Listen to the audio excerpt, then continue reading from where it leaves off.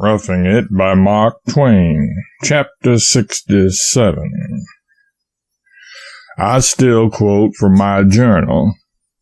I found the national legislature to consist of half a dozen white men and some 30 or 40 natives.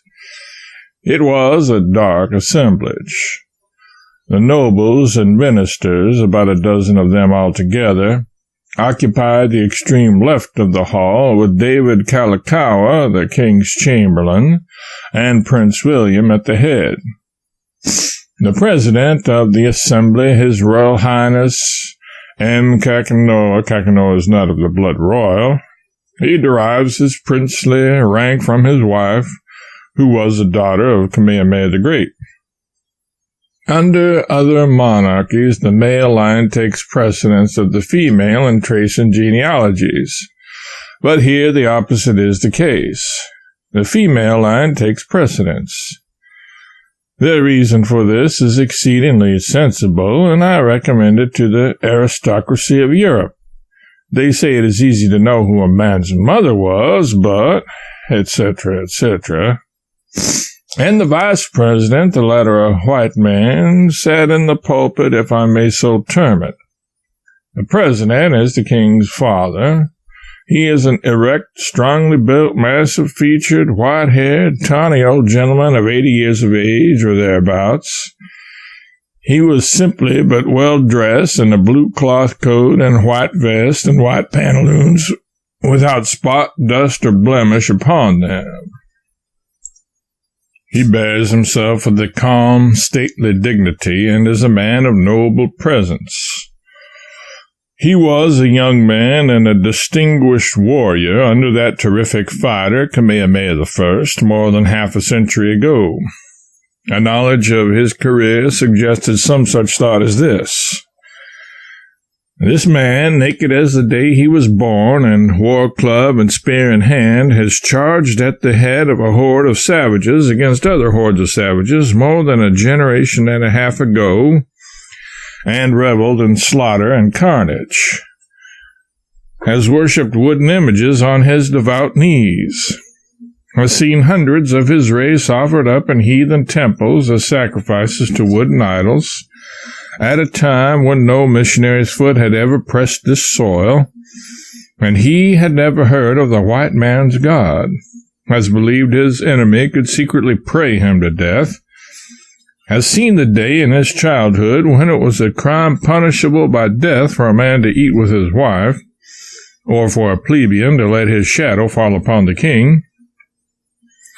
And now look at him, an educated Christian, neatly and handsomely dressed, a high-minded, elegant gentleman, a traveler in some degree, and one who has been the honored guest of royalty in Europe. A man practiced and holding the reins of an enlightened government, and well-versed in the politics of his country and in general practical information. Look at him, sitting there presiding over the deliberations of a legislative body, among whom are white men, a grave, dignified, statesmanlike personage, and as seemingly natural and fitted to the place as if he had been born in it and had never been out of it in his lifetime. How the experiences of this old man's eventful life shame the cheap inventions of romance. The Christianizing of the natives has hardly even weakened some of their barbarian superstitions, much less destroyed them. I have just referred to one of these. It is still a popular belief that if your enemy can get hold of any article belonging to you, he can get down on his knees over it and pray you to death. Therefore, many a native gives up and dies merely because he imagines that some enemy is putting him through a course of damaging prayer. This praying an individual to death seems absurd enough at a first glance, but then when we call to mind some of the pulpit efforts of certain of our own ministers, the thing looks plausible. In former times among the islanders, not only a plurality of wives was customary, but a plurality of husbands likewise. Some native women of noble rank had as many as 6 husbands. A woman thus supplied did not reside with all her husbands at once, but lived several months with each in turn. An understood sign hung at her door during these months. When the sign was taken down, it meant next. In those days, a woman was rigidly taught to know her place. Her place was to do all the work, take all the cups, provide all the food, and content herself with what was left over after her lord had finished his dinner. She was not only forbidden by ancient law and under penalty of death to eat with her husband or enter a canoe, but was debarred under the same penalty from eating bananas, pineapples, oranges, and other choice fruits at any time or in any place. She had to confine herself pretty strictly to poor and hard work. These poor, ignorant heathens seem to have had a sort of groping idea of what came of women eating fruit in the Garden of Eden, and they did not choose to take any more chances. But the missionaries broke up this satisfactory arrangement of things. They liberated women and made her the equal of man. The natives had a romantic fashion of burying some of their children alive when the family became larger than necessary. The missionaries interfered in this matter too and stopped it. To this day, the natives are able to lie down and die whenever they want to, whether there is anything the matter with them or not. If a Kanaka takes a notion to die, that is the end of him. Nobody can persuade him to hold on. All the doctors in the world could not save him. A luxury which they enjoy more than anything else is a large funeral. If a person wants to get rid of a troublesome native, it is only necessary to promise him a fine funeral and name the hour, and he will be on hand to the minute. At least his remains will. All the natives are Christians now, but many of them still desert to the great shark god for temporary succor in time of trouble. An eruption of the great volcano of Kilauea, or an earthquake, always brings a deal of latent loyalty to the great shark god to the surface. It is common report that the king, educated, cultivated, and refined Christian gentleman as he undoubtedly is, still turns to the idols of his fathers for help when disaster threatens. A planter caught a shark, and one of his Christianized natives testified his emancipation from the thrall of ancient superstition by assisting to dissect the shark after a fashion forbidden by his abandoned creed. But remorse shortly began to torture him. He grew moody and sought solitude, brooded over his sin, refused food, and finally said he must die and ought to die, for he had sinned against the great shark god and could never know peace any more.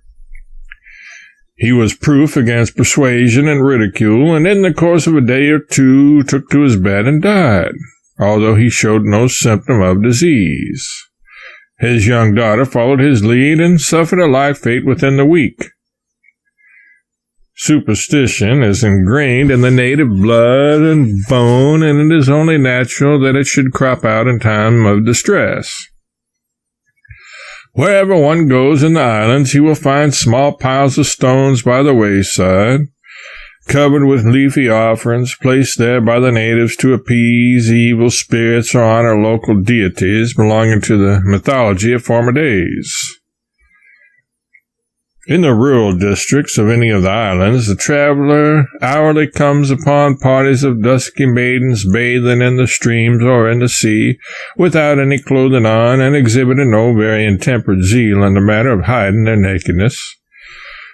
When the missionaries first took up their residence in Honolulu, the native women would pay their families frequent friendly visits day by day, not even clothed with a blush. It was found a hard matter to convince them that this was rather indelicate. Finally, the missionaries provided them with long, loose calico robes, and that ended the difficulty, for the women would troop through the town stark naked, with their robes folded under their arms, march to the missionary houses and then proceed to dress. The natives soon manifested a strong proclivity for clothing, but it was shortly apparent that they only wanted it for grandeur. The missionaries imported a quantity of hats, bonnets, and other male and female wearing apparel, instituted a general distribution, and begged the people not to come to church naked next Sunday as usual. And they did not. But the national spirit of unselfishness led them to divide up with neighbors who were not at the distribution, and next Sabbath the poor preachers could hardly keep countenance before their vast congregations.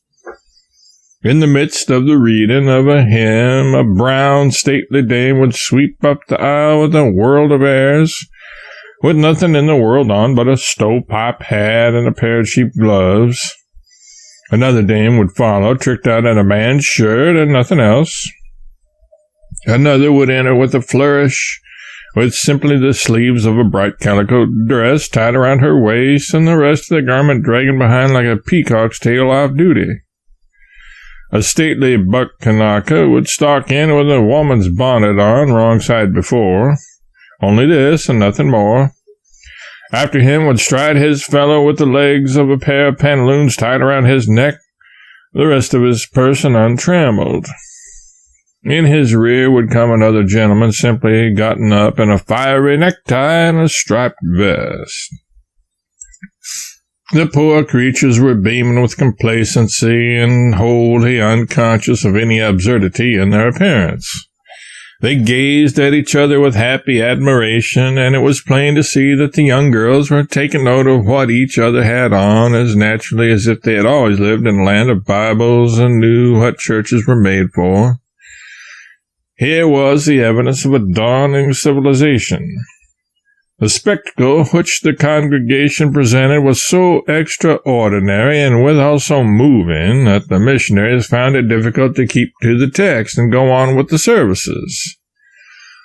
And by, when the simple children of the sun began a general swapping of garments in open meeting and produced some irresistibly grotesque effects in the course of redressing, there was nothing for it but to cut the thing short with the benediction and dismiss the fantastic assemblage. In our country, if children play keep house, and in the same high-sounded but miniature way the grown folk here, with the poor little material of slender territory and meagre population, play umpire. There is His Royal Majesty the King, with a New York detective's income of $30,000 or $35,000 a year from the Royal Civil List and the Royal Domain. He lives in a 2-story frame palace. And there is the royal family, the customary hive of royal brothers, sisters, cousins, and other noble drones and vagrants usual to monarchy, all with the spoon and the national pap dish, and all bearing such titles as His or Her Royal Highness the Prince or Princess of so-and-so. Few of them can carry their royal splendors far enough to ride in carriages, however. They sport the economical Kanaka horse or hoof it with the plebeians. Then there is His Excellency the Royal Chamberlain, a sinecure, for His Majesty dresses himself with his own hands, except when he is ruralizing at Waikiki, and then he requires no dressing. Next we have His Excellency the Commander-in-Chief of the Household Troops, whose forces consist of about the number of soldiers usually placed under a corporal in other lands. Next comes the Royal Steward and the Grand Equerry in waiting, high dignitaries with modest salaries and little to do. Then we have His Excellency the First Gentleman of the Bedchamber, an office as easy as it is magnificent. Next we come to His Excellency the Prime Minister, a renegade American from New Hampshire, all jaw, vanity, bombast, and ignorance. A lawyer of shyster caliber, a fraud by nature, a humble worshipper of the scepter above him, a reptile never tired of sneering at the land of his birth or glorifying the 10-acre kingdom that has adopted him. Salary $4,000 a year, vast consequence, and no perquisites. Then we have His Excellency the Imperial Minister of Finance, who handles $1 million of public money a year, sends in his annual budget with great ceremony, talks prodigiously of finance, suggests imposing schemes for paying off the national debt of $150,000, and does it all for $4,000 a year in unimaginable glory. Next we have His Excellency the Minister of War, who holds sway over the royal armies.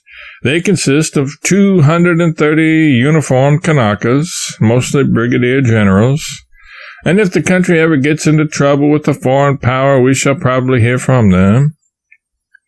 I knew an American whose copperplate visiting card bore that impressive legend. Lieutenant Colonel in the Royal Infantry.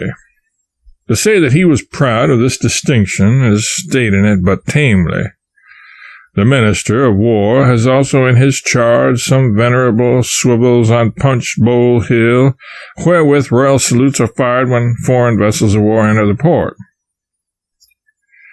Next comes His Excellency the Minister of the Navy, a nabob who rules the royal fleet, a steam tug and a 60-ton schooner.